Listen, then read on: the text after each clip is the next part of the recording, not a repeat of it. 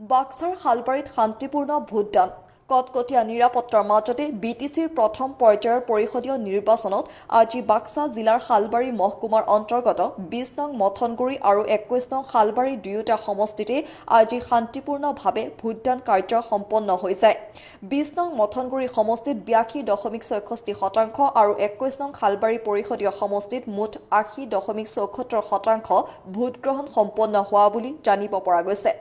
ভাল লাগছো এই মাত্ৰ আহিছি আহিলেও নাইতে এবাৰ এই 10 মিনিট মান ভাল ৰাইজৰ মাজত কোনো আবেগ মনোভাৱ নাই। বিগত দিনত যেনেকুৱা ধৰণৰ আবেগ অনুভূতি আছিলে এইবাৰ মানে খুব সুন্দৰ পৰিৱেশ সকলোৰে উৎসাহ দেখিবলৈ পাইছোঁ। আৰু মই যিখিনি চেণ্টাৰ মই ঘূৰিলোঁ তাতে আমাৰ কৰ্মীকৰ্তা খুব উৎসাহ মানে ক'বলৈ গ'লে উৎসৱমুখী হৈছে, মানে পূৰ্ণ ৰাইজৰ সহযোগিতা আদায় কৰিবলৈ সক্ষম হৈছোঁ।